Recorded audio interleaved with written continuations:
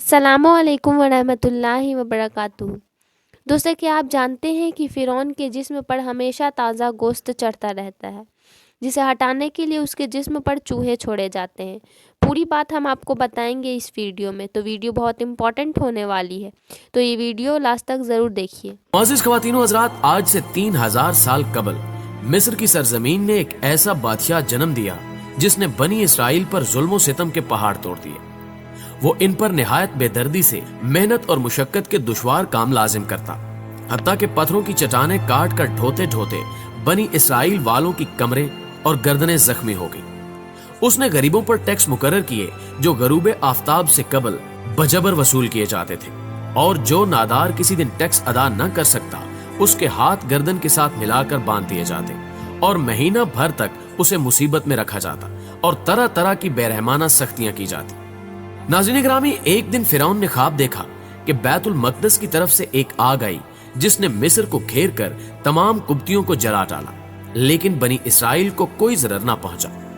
فرعون اٹھا اور اسی لمحے کاہنوں کو بلا کر اس کی تعبیر پوچھی۔ کاہنوں نے اس کے خواب کی تعبیر کرتے ہوئے اسے بتایا کہ بنی اسرائیل میں ایک لڑکا پیدا ہوگا جو تیرے ہلاک اور زوال سلطنت کا باعث ہوگا۔ یہ سن کر فرعون نے حکم دیا کہ بنی اسرائیل میں جو بھی لڑکا پیدا ہو اسے قتل کر دیا جائے۔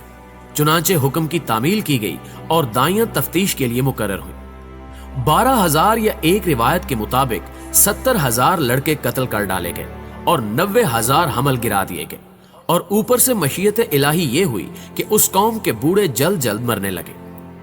ناظرین گرامی، اس صورتحال کو دیکھتے ہوئے قوم قبط کے سردار گھبرا کر فرعون کے پاس آئے اور اس سے شکایت کی کہ بنی اسرائیل میں موت کی گرم بازاری ہے، اس پر ان کے بچے بھی قتل کیے جاتے ہیں، تو ہمیں خدمتگار کہاں سے میسر آئیں گے؟ اس پر فرعون نے حکم دیا کہ 1 سال بچے قتل کیے جائیں اور 1 سال چھوڑے جائیں۔ لہٰذا جو سال چھوڑنے کا تھا اس میں حضرت ہارون علیہ السلام پیدا ہوئے، اور قتل کے سال حضرت موسیٰ علیہ السلام کی ولادت ہوئی۔ لیکن حضرت موسیٰ علیہ السلام کی والدہ نے قتل کے خوف سے ان کو ایک صندوق میں رکھ کر صندوق کو مضبوطی سے بند کر کے دریائے نیل میں ڈال دیا۔ ناظرین گرامی، اب یہ وہی دریا تھا جس سے ایک نہر نکل کر فرعون کے محل کے نیچے بہتی تھی، لہٰذا یہ صندوق دریائے نیل سے بہتے ہوئے نہر میں چلا گیا۔ اتفاق سے فرعون اور اس کی بیوی آسیہ دونوں محل میں بیٹھے ہوئے نہر کا نظارہ کر رہے تھے۔ جب ان دونوں نے صندوق کو دیکھا تو خادم کو حکم دیا کہ اس صندوق کو نکال کر محل میں لائیں۔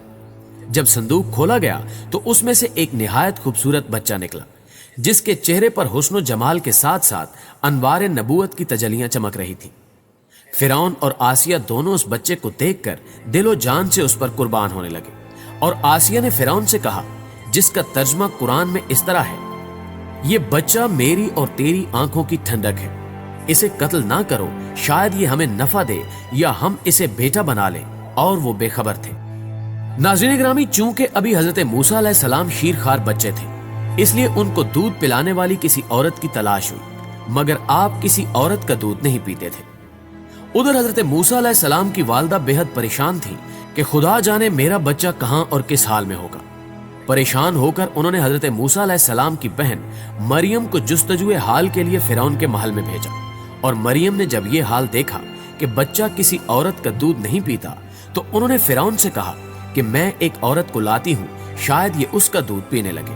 چنانچہ مریم حضرت موسیٰ علیہ السلام کی والدہ کو فرعون کے محل میں لے کر گئی، اور انہوں نے جیسے ہی جوش محبت میں سینے سے چمٹا کر دودھ پلایا تو آپ علیہ السلام دودھ پینے لگے۔ اس طرح حضرت موسیٰ علیہ السلام کی والدہ کو ان کا بچھڑا ہوا لال مل گیا۔ اس واقعے کا تذکرہ قرآن مجید کی سورہ قصص میں بھی موجود ہے۔ خواتین و حضرات، قصہ مختصر، وقت اسی طرح گزرتا رہا، لیکن فرعون نے بنی اسرائیل پر اپنے ظلم و ستم کے کوڑے جاری رکھے، یہاں تک کہ حضرت موسیٰ علیہ السلام جوان ہو گئے اور اللہ نے انہیں نبوت سے سرفراز فرمایا۔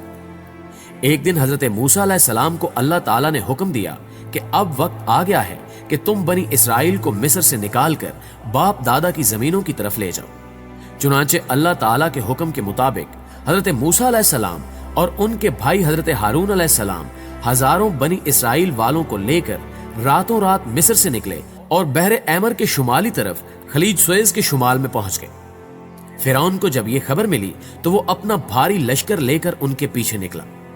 अल्लाह ताला ने मूसा अलैहिस्सलाम को हुक्म दिया, जिसका तर्जमा सूरत शुअरा में कुछ यूं है, हमने मूसा के पास वही भेजी कि अपनी लाठी समंदर पर मारो।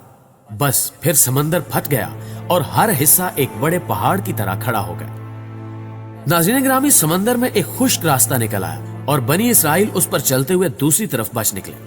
फिरौन का लश्कर भी ये देखकर उनके पीछे पीछे चलने लगा, मगर जैसे ही तमाम लश्कर दरिया के दरमियान में पहुंचा, दरिया का पानी आपस में मिल गया और तमाम लश्कर गर्क हो गया सिवाय फिरौन की लाश के। जब फिरौन गर्क होने लगा तो मलाइका अजाब लिए सामने नजर आने लगे तो कहने लगा कि मैं उसी एक वादा शरीक पर ईमान लाता हूं, मगर अल्लाह की तरफ से जवाब दिया गया, अब ईमान लाता है, हालांकि तू पहले नाफरमानी करता रहा और मुफसिद बना रहा, तो आज हम तेरे बदन को दरिया से निकाल लेंगे ताकि तू पिछलों के लिए इबरत हो, और बहुत से लोग हमारी निशानियों से बेखबर हैं। नाज़रीन गिरामी, कुरान ने कह दिया कि फिरौन की लाश इबरत का निशान बनकर रह जाएगी। कुरान की तालीम सही साबित हुई। फिरौन की यह लाश 1881 को बहरे अहमर से मिली और आज मिस्र के अजायब खाने में महफूज है। फिरौन ने खुदा होने का दावा किया और अल्लाह ताला ने उसे गर्क करके उसकी लाश को निशाने इबरत बना दिया।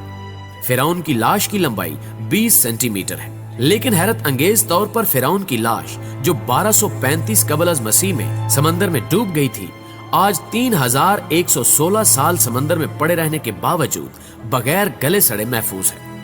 ये वाकया इस बात का सबूत है कि कुरान मजीद एक इल्हामी किताब है। नाज़रीन गिरामी, अजायब घर में बाकी बादशाहों की हनूत की हुई ममियां मौजूद हैं, मगर गौर तलब बात यह है कि फिरौन की ममी नहीं है। फिरौन वाहिद कदीमी शख्स है जिसकी लाश ममी नहीं है। इसके अलावा फिरौन वो वाहिद इंसान है जिसकी लाश पर रोजाना ताजा गोश्त उगता है।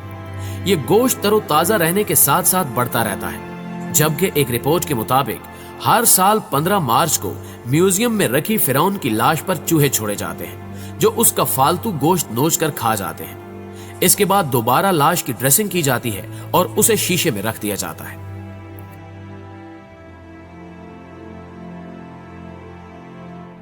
प्यारे दोस्तों, यहूदियों और ईसाइयों के अकीदे के मुताबिक फिरौन की तमाम फौज तो गर्क हो गई थी, मगर फिरौन किनारे पर होने की वजह से बच गया और बाद में अपनी तिबी मौत मरा था।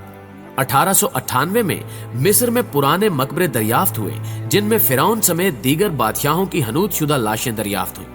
इस दरियाफ्त के 63 साल बाद 1981 में जब फिरौन की लाश खराब होने लगी तो मिस्री हुकूमत ने फ्रांस से दरखास्त की कि वो फिरौन की लाश खराब होने से बचाए और इसकी मौत की असल वजह दरियाफ्त करा।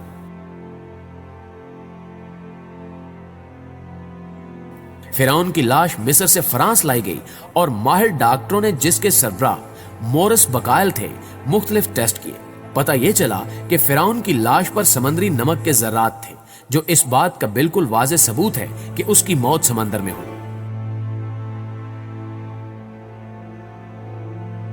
जब डॉक्टर मोरिस बकायल को बताया गया कि मुसलमानों की मुकद्दस किताब में यह लिखा हुआ है कि फिरौन को गर्क करके उसकी लाश को इबरत के लिए महफूज कर दिया गया था, तो यह सुनकर डॉक्टर बहुत हैरान हुए और हकीकत जानने के लिए मुसलमान साइंसदानों से रुजू किया। उन्हें सूरह यूनुस की आयत 90 ता 92 पढ़कर सुनाई गई। इन आयात को सुनकर उन्हें बहुत हैरत हुई कि कुरान का नजूल फिरौन की मौत से 2000 साल बाद हुआ और कोई फिरौन की लाश के मुतालिक नहीं जानता था, लेकिन कुरान की पेशगोई सच साबित हुई। ये बात सुनकर चंद गैर मुस्लिम साइंसदानों ने इस्लाम भी कबूल किया और मोरिस बकायल भी उन्हीं में शामिल थे। बाद अज़ां उनकी तहरीर करदा किताब बाइबल, कुरान और साइंस ने दुनिया में धूम मचा दी। प्यारे दोस्तों, आपका इस बारे में क्या ख्याल है? ये सब जानने के बाद शायर का ये शेर कहना दुरुस्त होगा कि जगह जी लगाने की दुनिया नहीं है, ये इबरत की जा है, तमाशा नहीं है। कई साइंसदानों ने इस बात को जानकर इस्लाम कबूल कर लिया। अल्लाह ने उन्हें हिदायत दी और उन्होंने इस्लाम कबूल कर लिया।